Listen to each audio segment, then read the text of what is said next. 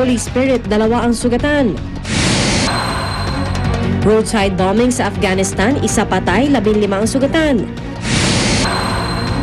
Space Shuttle na Discovery ligtas na nakapag-land sa International Space Station matapos magkaaberya. Computer game para sa mga ulyanin inilunsad sa UK. Huwag pahuli, tutok na sa unang balita. Ako naman Arnold Glavio kasama si Rhea Santos. Narito na ang mga pinakasariwang balita sa umagang ito.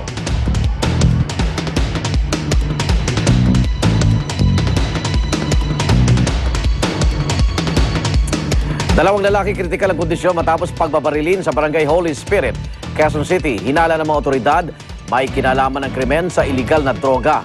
Narito ang exclusive report ni Oscar Oida.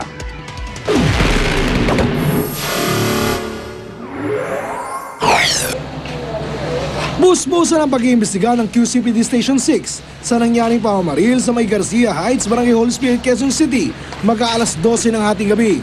Nasa malubhang kalagayan ngayon ang biktimang si Alfie Alvarez, 24 anyos, matapos umunong pagbabarilin sa nabanggit na lugar. Nagati ng pasero tapos pabalik, inarangan daw. Tapos? Yung pinagbabaril nila.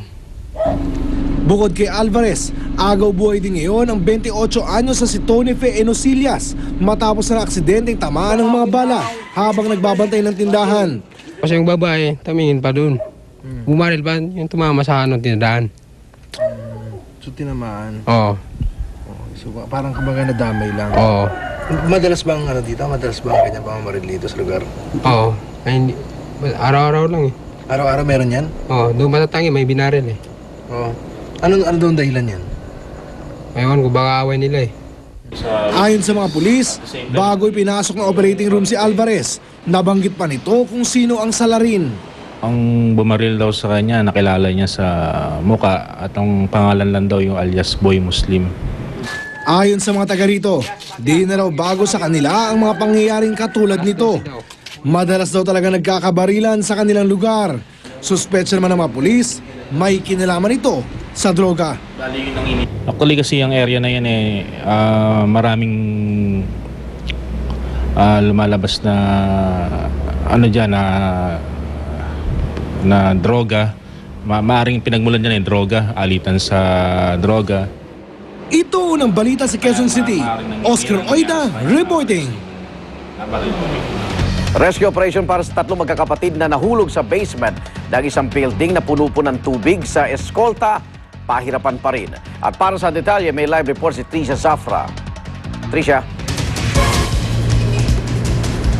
Igan, hindi pa rin nakikita hanggang ngayon yung 3 magkakapatid na pinangangabahan ngang nalunod doon sa basement ng isang abandonadong building sa Escolta, Maynila na puno ng tubig.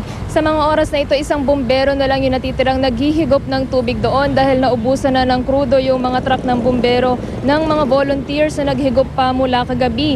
Kaya naman humingi na ng tulong ang San Nicolas Fire Station sa MMDA para makatulong sa paghigop ng tubig. Target ng mga otoridad, Igan, na mabawasan hanggang 4 feet yung level ng tubig hanggang tanghali ngayong araw para makasisid na uli yung mga frogmen ng Philippine Coast Guard.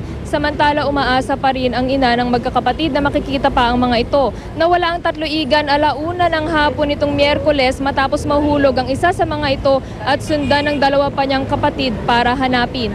Igan, pakinggan natin yung pahayag ni Senior Inspector Olmeda ng San Nicolas Fire Station at yung ina ng magkakapatid na nawawala. As of now, nakabawas na tayo ng mga 1 foot or more than na tubig. Kasi nakita natin malaki masyado yung area. Kung makukuha natin na before lunch, matatapos na to, pipilitin natin. Tapos may iwasan natin ngayong sinasabi kong mabilis na pag-decompose ng body. Ginanong ko siya. Sige, talong na kasi baka andyan pa. Tumalon siya. Ulo na kayo nakita ko kasi ganon siya. Ito na ganon-ganon. Na masakit.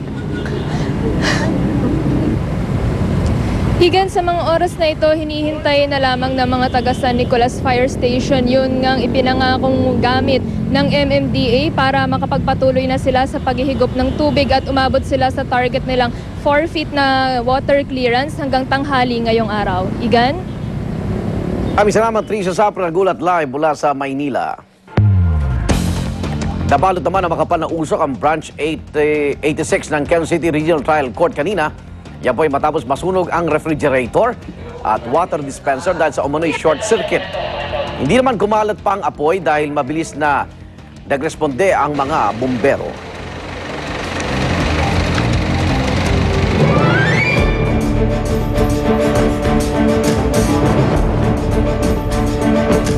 Bangon Pilipinas Presidential Candidate Brother Eddie Villanueva sumalang po sa programang kandidato ng GMA News and Public Affairs. Plano ni Brother Eddie na patatagin ang moralidad ng Pilipinas kung papala rin siyang maging Pangulo. Narito ang report.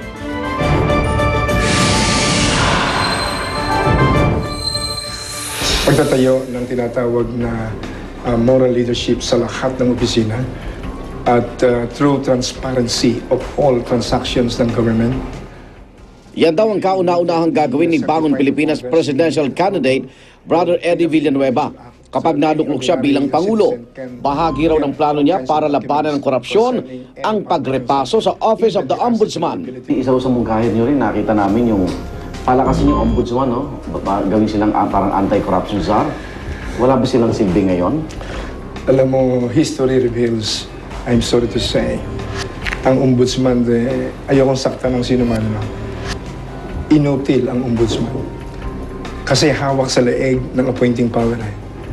Kilala bilang isang religious leader, ano kaya ang pananaw ni Brother Eddie sa issue ng artificial contraceptives? We are against all forms of abortion because abortion is murder percent. But we are for sound family planning and responsible parenthood. Naungkat din ang estafa case na isinampa sa kanya ni Benito Araneta noong 2005. Kaugnay ito ng kasunduang mag-joint venture ang Zoe Broadcasting Network ni Villanueva at Entertainment Network Limited ni Araneta. Ang sabi po ng NBI, dapat aarestuhin na kayo pero tinigil daw po ito ni Justice Secretary noon, si Raul Gonzales, dahil sa inyong apelang i-review yung kaso hanggang ngayon. Ano po ang nangyari talaga dito? Number one, nag-fabricate sila ng kaso sa akin para ako'y umurong sa 2004 election. Walang batayan? Lantad sa publiko ang hindi pagsang-ayon ni Brother Eddie sa pamumuno ng kasalukuyang administrasyon. Pero bago yon, dati na rin niyang sinuportahan si Pangulong Arroyo bago siya maging presidente. Ang pangako niya sa akin, hindi ko makalimutan, lalabanan natin ang poverty, ang corruption, ang injustices. Kasi alam niya, yun ang weakness ko eh. Umaasa raw si Brother Eddie na makakuha siya ng suporta hindi lang sa kanyang mga karelihiyon, kundi sa lahat ng Pilipinong sang-ayon sa pagbabagong nais niyang ipatupad sa bansa. Yung principles ng Panginoon, remove the wicked from the government so that the government will be based on righteousness. Dating Pangulong Fidel Ramos, wala pa rin napipisil na susuportahang presidential candidate sa darating na eleksyon. Darito ang report ni Ian Cruz.